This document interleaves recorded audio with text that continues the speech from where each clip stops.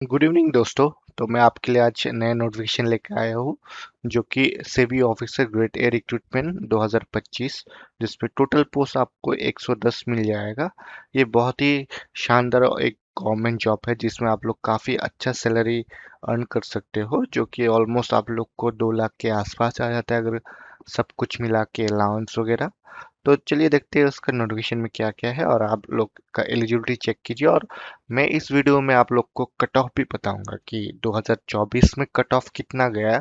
इस हिसाब से आप अपना कंपटीशन चेक कर सकते हो, इस हिसाब से आप लोग अपना तैयारी भी कर सकते हो, क्योंकि ये दान शानदार एक जॉब अपॉर्चुनिटी है जिसमें अच्छा खासा सैलरी है, जो कॉर्पोरेट से भी बहुत बड़ी आपको सैलरी अर्न करने के आपको मौका मिल सकता है। एंड सरकारी है तो आपका जॉब का सिक्योरिटी भी है। तो चलिए देखते हैं इसमें जो पोस्ट निकल के आया वो असिस्टेंट मैनेजर के लिए है, जिसमें टोटल वैकेंसी है 110 और उसका जो डेट है वो 30 अक्टूबर को, जो आज की डेट पे ऑलरेडी स्टार्ट हो गया।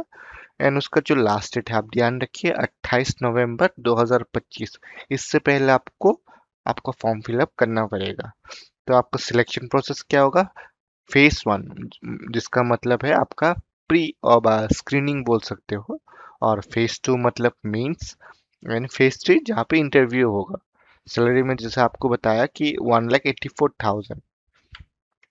नेक्स्ट स्लाइड पे चलते हैं तो उसका डेट्स देखते हैं। चलो डेट्स में आप लोग को जैसे बताया मैंने, 30 अक्टूबर को उसका नोटिफिकेशन निकला है जो कि आज की डेट पे। एंड उसका फॉर्म फिलअप भी ऑलरेडी स्टार्ट हो चुका है। एंड लास्ट डेट में जो आपको बताया था 28 नवंबर 2025। तो आपने ऑलरेडी फॉर्म फिलअप किया, और जो आपने फॉर्म फिलअप किया उसका जो एप्लीकेशन है उसका जो लास्ट डेट आपको डाउनलोड करने का वो 13 दिसंबर 2025, मतलब 14 तारीख के बाद आप लोग आपका एप्लीकेशन जिस जो आप लोगों ने फॉर्म फिलअप किया वो आप डाउनलोड नहीं कर सकते हो। तो 13 दिसंबर से पहले आपको डाउनलोड करके अपने पास सेव करके रखना पड़ेगा।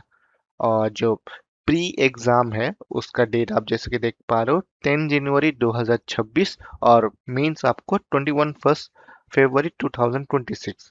और इंटरव्यू डेट अभी तक नहीं निकला, तो मैं जैसे आपको इंटरव्यू का डेट निकल जाता है मैं आपको बता दूंगा। तो नेक्स्ट पे देखते हैं कि कौन सा स्ट्रीम में कौन सा कितना टोटल नंबर ऑफ वैकेंसीज है। जैसे कि जनरल स्ट्रीम, जो नॉर्मल स्ट्रीम है उन लोग के लिए 56 है, जो लीगल है उन लोग के लिए 20 है, आईटी के लिए 22, रिसर्च के लिए 4, ऑफिशियल लैंग्वेज के लिए 3, इंजीनियरिंग के लिए 2, एंड इंजीनियरिंग सिविल उन लोग के लिए 3। तो टोटल आपको पोस्ट यहाँ पे 110 दिख जाएगा। अभी तो टोटल हमने बता दिया आपको पोस्ट किस में क्या है। आप एजुकेशन क्वालिफिकेशन में भी चेक कर लीजिए। जनरल के लिए आपको चाहिए जो जनरल स्ट्रीम है उसके लिए चाहिए आपको मास्टर डिग्री, नहीं तो पोस्ट ग्रेजुएट जो 2 साल का एटलीस्ट 2 इयर्स ड्यूरेशन का होना चाहिए, और बैचलर डिग्री इन लॉ व bachelor degree in engineering from a recognized university institute charter financial company sector cost accountant.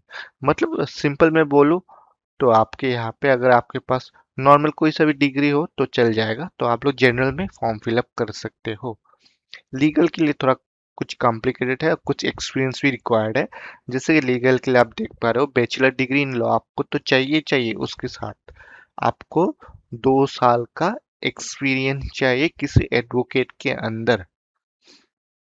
Information technology के लिए आपको computer science bachelor degree in engineering computer को लेके पोस्ट ग्रेजुएशन इन कंप्यूटर में आप करके रखे हो तो आप इसके लिए एलिजिबल हो। एंड नेक्स्ट बात देखें तो इंजीनियरिंग का उसके लिए आपको bachelor degree in electrical engineering चाहिए, जिसमें आपको वर्किंग नॉलेज सीसीटीवी और सिक्योरिटी अलार्म और फायर अलार्म इसकी एक्सपीरियंस रिक्वायर्ड हो तो अच्छा होगा आपके लिए। वैसा ये डिजायरेबल है, मगर नॉर्मल आपका इलेक्ट्रॉनिक इंजीनियरिंग पे अगर बैचलर है तो आप लोग अप्लाई कर दीजिए, कोई टेंशन वाली बात नहीं है। सिविल इंजीनियरिंग के लिए आपको सिविल के लिए डिग्री चाहिए, तो उससे आपको काम चल जाएगा। बाकी डिजायरेबल है, अगर एक्सपीरियंस वगैरह हो तो आपके लिए बहुत बढ़िया है। मगर जैसे कि नॉर्मल देखा जाता है, अगर सिविल इंजीनियरिंग में आपका डिग्री हो और आपने एग्जाम पास कर लिया तो आप लोग एलिजिबल हो ऑलरेडी। रिसर्च के लिए आपको मास्टर डिग्री, नहीं तो post graduate diploma in economics commerce या तो बिजनेस एडमिनिस्ट्रेशन में आपको मास्टर डिग्री होना चाहिए। ऑफिशियल लैंग्वेज के लिए आपको किसी एक ऑफिशियल लैंग्वेज जैसे कि मास्टर डिग्री हिंदी और इंग्लिश या संस्कृत या master degree in both English और हिंदी, उससे अगर आपका कोई डिग्री है तो आप लोग इसके लिए एलिजिबल हो एंड अप्लाई कर सकते हो। और मैं बताना चाहता हूँ, अगर ये क्वालिफिकेशन मीट हो रहा है तो आप एक नहीं, दो नहीं, तीन, अगर क्वालिफिकेशन मैच हो रहा है तो आप लोग अप्लाई कर सकते हो, चाहे एक पोस्ट के लिए भी, दो पोस्ट के लिए, तीन पोस्ट के लिए भी।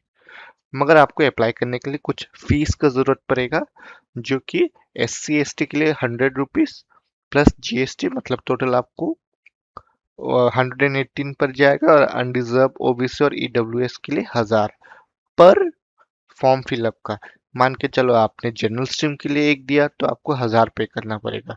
और अब जैसे कि आप IT के लिए भी एलिजिबल हो तो आपको वो भी अप्लाई कर सकते हो, तो आपके लिए दो फॉर्म मतलब 2000, मतलब पर फॉर्म आपको 1000 रुपये पे करना पड़ेगा। नेक्स्ट देखते हैं कि मैंने जैसे आपको बताया कि कट ऑफ लास्ट ईयर का जो कट ऑफ हुआ था, वो जो मीन्स मतलब फेज 2, उसके लिए जनरल स्ट्रीम के लिए आपको 66 कट ऑफ गया था, लीगल के लिए 71.33, IT के लिए सबसे ज़्यादा 83, रिसर्च के लिए 56, ऑफिशियल लैंग्वेज 52, इंजीनियरिंग के लिए इलेक्ट्रिकल 57। इंजीनियरिंग सिविल का यहाँ पे क्यों नहीं दिखाया, क्योंकि लास्ट ईयर में इंजीनियरिंग सिविल का पोस्ट नहीं था, इसके कारण यहाँ पे कट ऑफ नहीं है। तो सिविल आप लोग अपना हिसाब से ये देख के आप लोग तैयारी कीजिए। और जैसे कि प्री एग्जाम का final cut off last year में जनरल का 69 गया था, लीगल का 71, information technology which mean computer का जो कि 81.40, रिसर्च का 64.70, ऑफिशियल लैंग्वेज के लिए 60.30, engineering electrical 58.67। And engineering civil के लिए नहीं है क्योंकि लास्ट ईयर में वैकेंसी नहीं था। तो आज के लिए इतना ही, थैंक यू।